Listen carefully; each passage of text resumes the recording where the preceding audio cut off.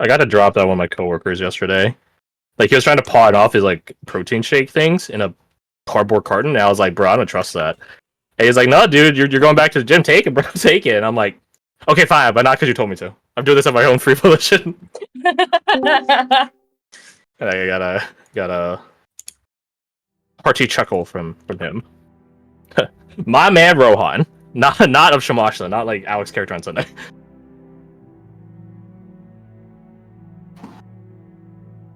I don't know. That sounds like a Rohan thing to do. It is a Rohan thing to do, especially giving fucking protein shakes. Like that does sound like a Rohan thing. You're right, but that's not that Rohan. How sure are you?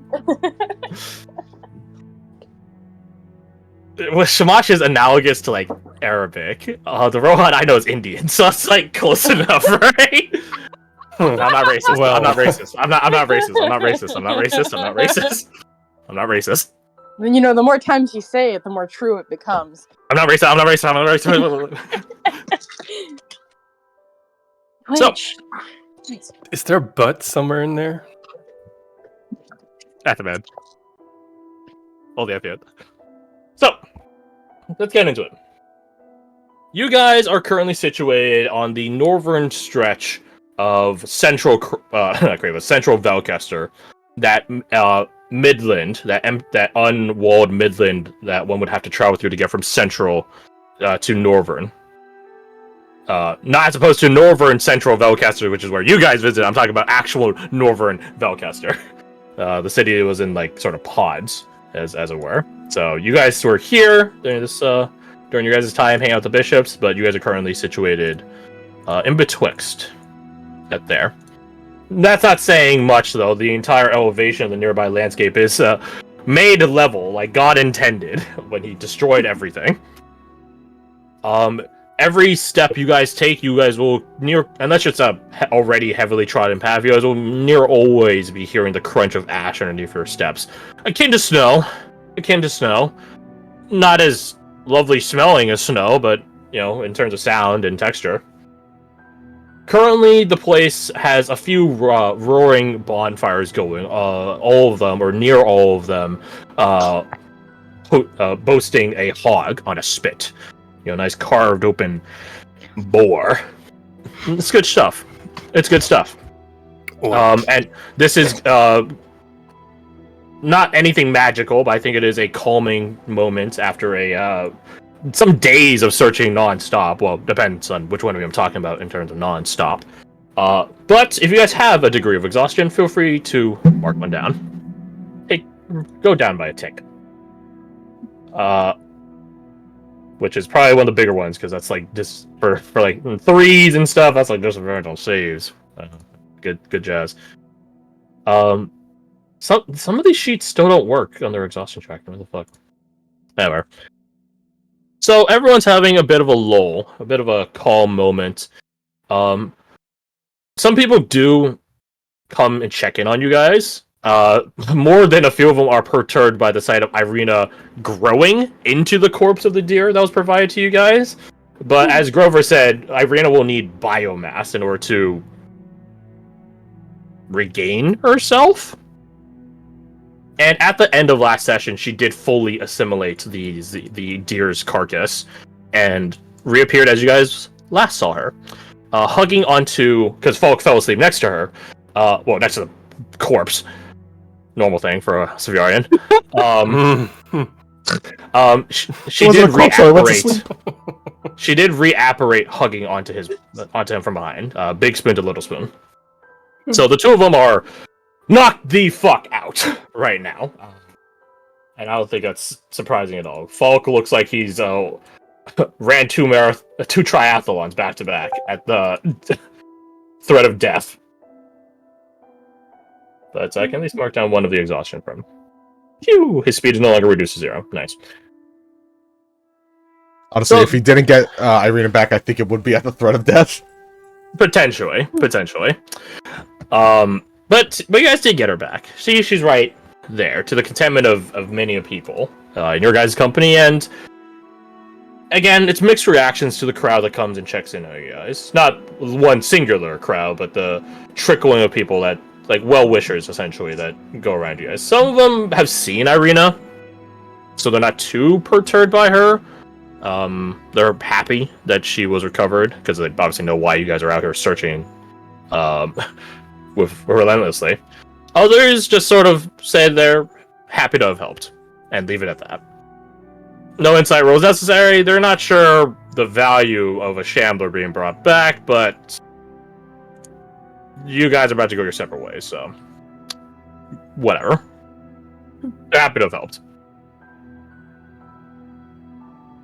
So you guys are all situated around a massive bonfire, which has a hog roasting on it, but just chilling next to a small fire that you guys have in your little corner of the camp. As you guys are a bit of a famous or infamous, a notable group amongst everyone. Conrad is hanging out with you guys in a really social chameleon sort of way. I don't mean that to say like he's a psychopath. It's more of he reciprocates. If you guys want to talk to him, we'll talk. If you guys want to just enjoy silence while your body recovers, sure. Why not? He's pretty chill. So, you guys are just surviving for the time being. Dahlia eats like a rabbit starving dog. Yeah, Dahlia, this boar. They say starvation is the best spice, and goddamn, are they right? I imagine she's like thinking like with everything, but thinking about home. We had to hunt to get this meat. She is. Don't interrupt her. She's in her own world. Ripping and tearing. You queer through an entire rack of ribs, both sides of the boar by yourself. It's to those of you nearby, it's sort of impressive. To those of you that have medicine proficiency, you're wondering if she's eating too much too fast and now she's gonna get sick. Yeah, 20 minutes later. There are some like less, I'll call it heartier fare for those that want it, like from a lot of the bones and like the haunches, not the haunches, what are they called? The trotters. There you go. They make like stews and stuff like that with. So if you want something a little bit lighter, they have that going. Stuff like that. But yeah, place is in a content merriment. As Dahlia, you get his audio polluting the nearby landscape. Yeah. I think Roma's looking down her own meal, being like, "Yeah, okay, this is life. Life couldn't be a dream." Now this is it."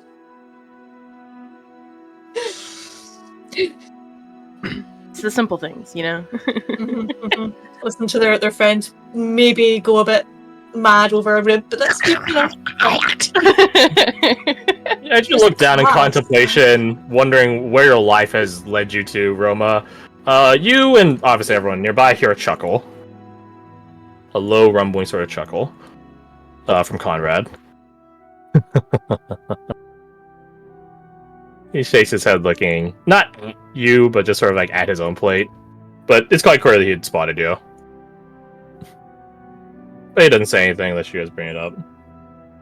Just eating a pork chop or something with a knife and fork. Civilized man. Civilized, yeah. Roma much prefers that. Oh.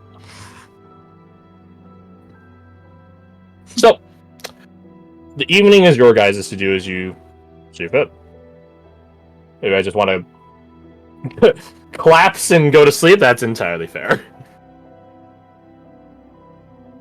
Frankly, maybe. Yeah. Yeah. I wasn't there, but it sounds like a lot. So. Yeah, pass out. Fair enough. Bad enough. I think Caradoc would linger until everybody else is sort of like tucked in. Mm-hmm. And then when they're asleep. Mina KOs immediately. Like she's barely awake through dinner.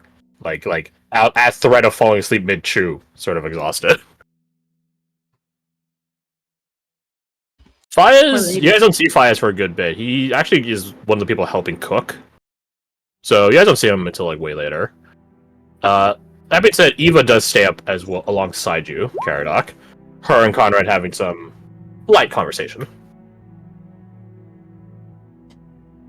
They're both pretty perceptive, I gather. A little bit.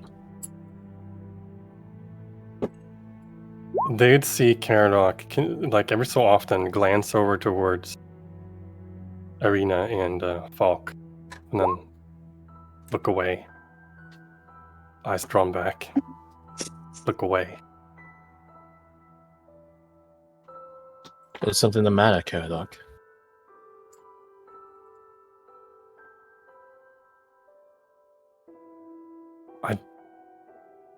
No. Yes. She quirks an eyebrow. Well, go on then.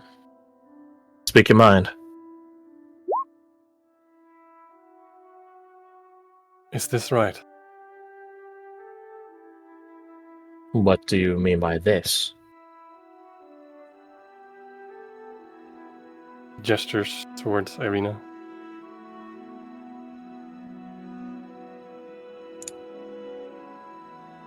You mean her state of undeaf? Nods.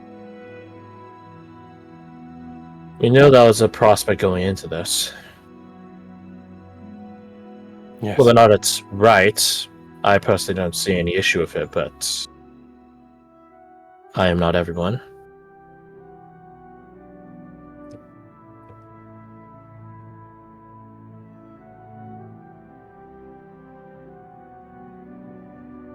If I might. Connor sort of rolls his hand at himself. By all means. I'm not sure I would quantify her as a undead.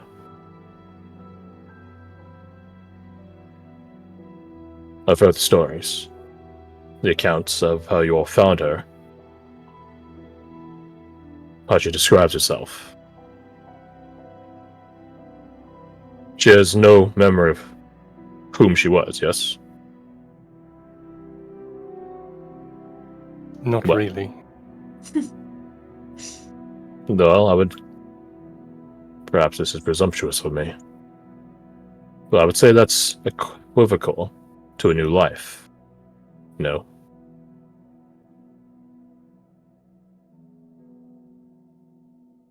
Slow nods. Perhaps she is alive. Not in the way we all might assume, but alive nonetheless. More firm nod. Yes. I looks over at the sleeping party.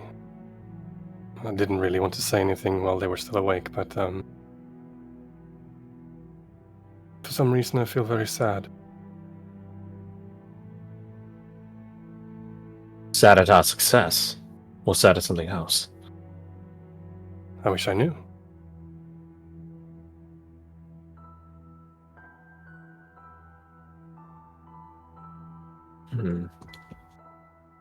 Let me check something on Eva's kit. Real fast, Slack.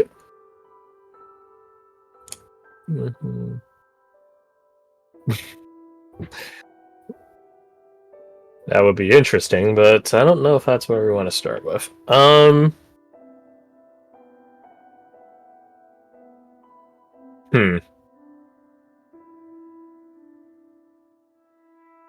Insight check from... Alright, well, that's rough. Alright, so we're not gonna go... We're not, Alright. We're not going down that avenue after all. Eva stares at you for a good bit of time. Are you afraid of returning home? He looks a little taken aback. And then slowly he starts to realize that yes, he is. I think I am. But why? With how you've painted the visage with your words of you lonely, I can't imagine anyone would regret returning back to it. Well, aside from a quest undone.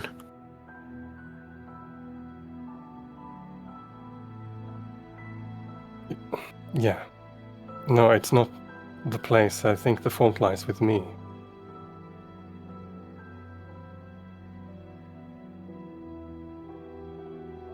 She stares at you intensely, never blinking. But why?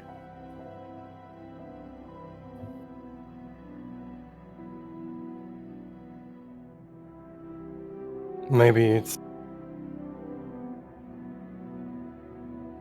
I haven't lived up to the expectations I put upon myself. I can certainly see that. And I hope the rest of us give you some grounding as to what we expect of you as to what reality expects of you. You do. Well, I certainly hope so. She says, looking over at Dolly, who's like next to a fucking pile of bones. Some of us set the bar at different heights. Clearly.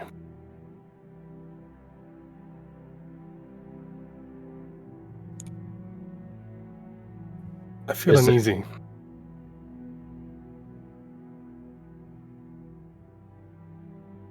Talk it through. I'm always listening, or willing to listen.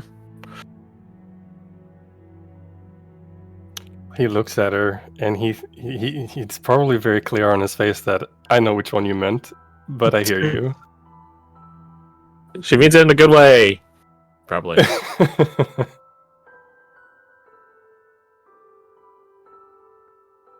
Well, to be completely honest, ever since Mina, I've had this foreboding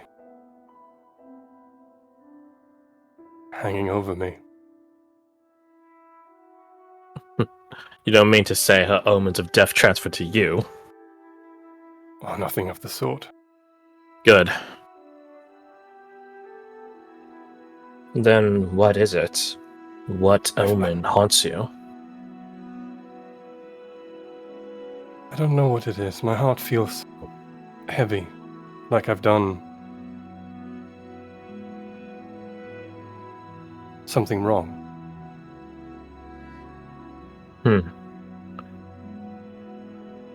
And that heaviness grows as we get closer to Elonia? Slow nods. Yes, it is. Think back to where you've traveled in Elonia, your hometown and the roads out of it. See if you can.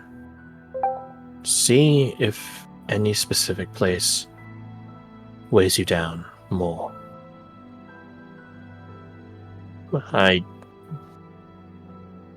No, she shakes her head. I don't mean to be mean in saying this, but it will be a bit cutting. You're going to have to man up and go back to the place where, she rolls her hand, whatever it is, happened, is going to happen. Wherever your anxiety stems from, you have to confront it. Only then will it go away. If not, it will constantly haunt you. You sound like Gareth. She tilts her head. Who? He...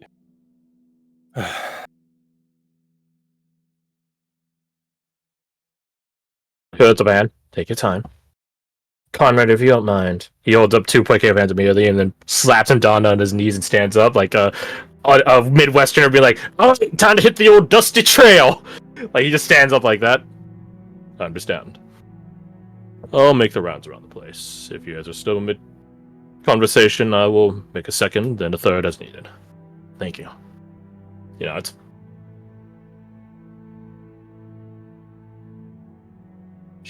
As she watches Conrad leave, she turns back to look at you. It's weird. In her new ensemble, Eva seems even more perceptive as only her eyes are visible now, sort of highlighting how piercing she is with her inquiry. And you are the subject matter of her investigation currently, as she looks at you. I'm usually pretty blunt when it comes to stating my displeasure, but my dislike for Gareth is petty. You? Petty. Really? Well, then Gareth must be quite the thorn in your side to make you of all people petty. She, like, kicks up her feet, sort of crossing them, and is like a lounging manner now, and she says that in the sort of triumphant way. What deeds has this Gareth done to earn your ire? Good ones. Beg pardon. He's courageous, empathetic, selfless, handsome. Everything I'm not, in some ways. She rolls her eyes at that. You speak in hypocrisy. We all know you to be courageous. I suppose pathetic, you're right. He is what you're not. I guess I deserve that. Her piercing gaze drops a few octaves, so to speak, as she has a sort of... pitiful is not the right word. It makes it sound like it's negative in connotation. This sort of dour expression on her eyes. You shouldn't speak so casually about belittling yourself, Caradoc.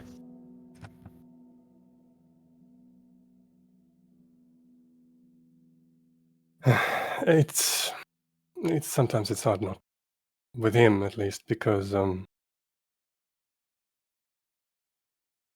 was in love once. Well, not with him. That would have answered a lot of things quite immediately, but alas. No, her name is Anna.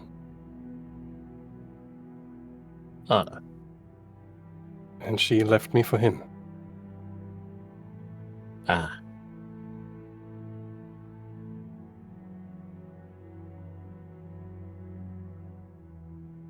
Not everyone is meant to be with everyone else, Caradoc. The only people that are actually able to accomplishing so are psychopaths and spies.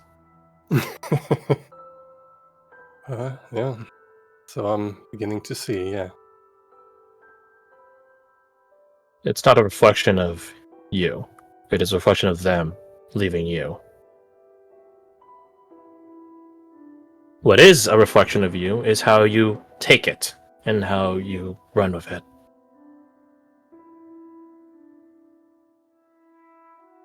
He nods slowly. Oh, she does have it. She minor illusions, a mirror for you to look at yourself. Look upon my looking glass and tell me what you see.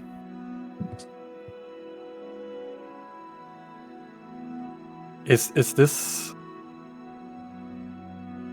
a mirror-like reflection, or is this how she sees him? That's a good question. Let's see. So sound continues. Blah, blah. If you create an image of an object, must be no 5 feet, whatever. Can't create satellite or any other sensory reflect. As well as an illusion. I guess it would be how she sees you.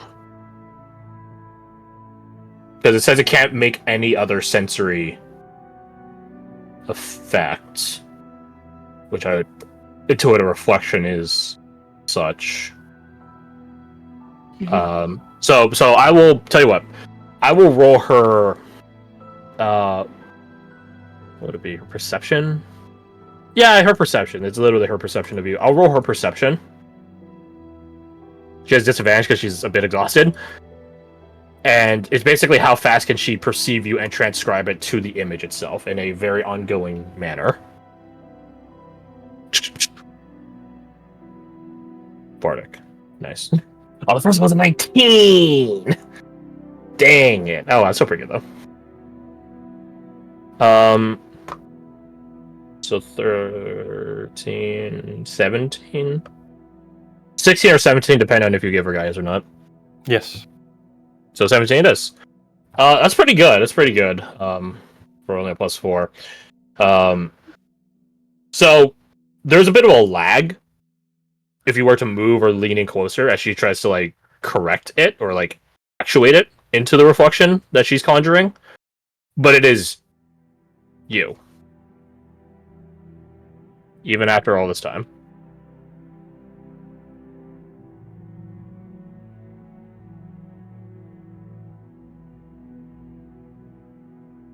Well, Yeah, he begins describing what he sees. I see. Young man, fair skin, dark hair, blue eyes. what way to do I this? see. Oh, this isn't you. This is your reflection that she's conjuring. There you go. Is this one right? Yeah, this is one.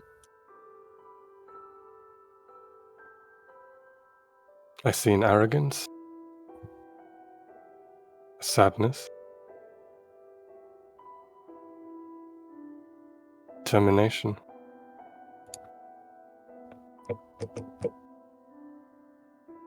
What you just described are not three separate things. You described a trail. An arrogance Which- unfulfilled, a sadness that follows in its wake, and a determination to rectify it.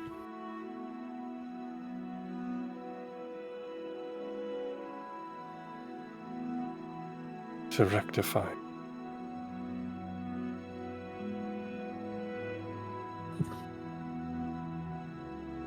Whereabouts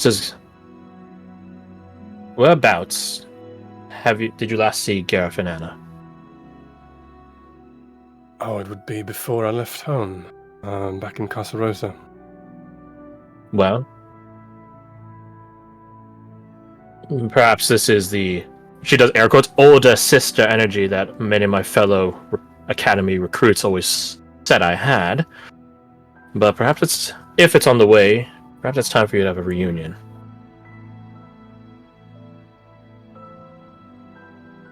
Yeah, maybe you're right. If it's on a path, or if not, maybe we can make a bit of a detour. She looks That'd to be you nice. dead in the eyes, but only if you're ready for it. If not, then it very well might spiral you into a worse state of depression. What's that saying about courage? Predicates fear? There are many a lines for such. All of them say the same. Proof of how effective and true it is. If we have time, I think I must. Very well.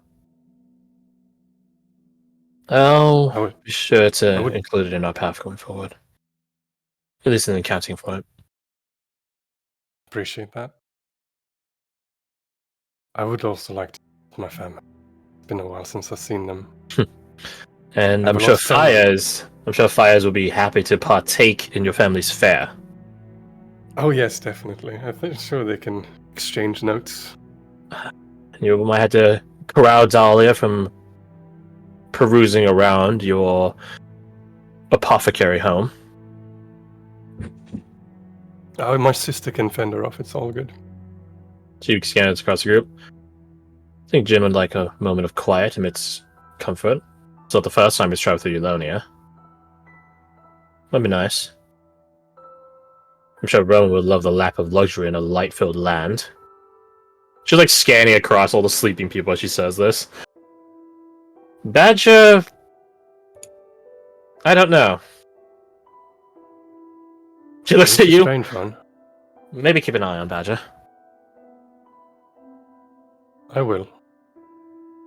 And Falk, well, I think he'll be rather busy protecting Irina from whatever the public court's perception of Irina is.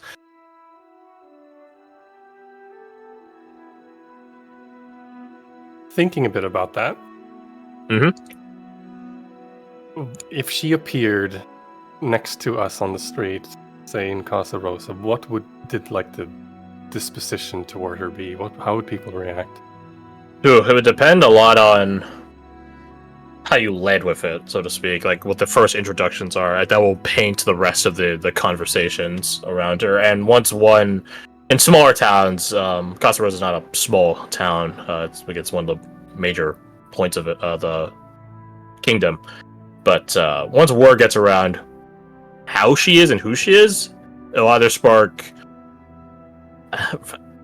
inquisition or curious inquiry, one or the other. So it will really depend on how you guys lead, how you start.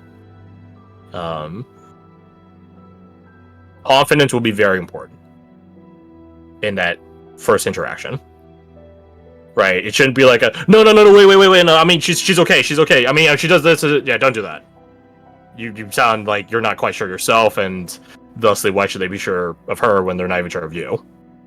Right? But if you stand with her openly and confidently and declare that she's good, a force of good and stuff like that, that will definitely have more sway in the Eulonian court of public opinion.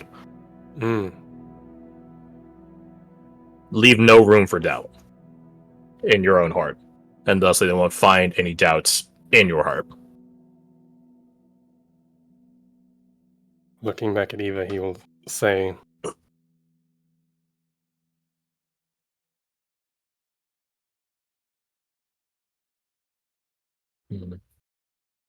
I think that when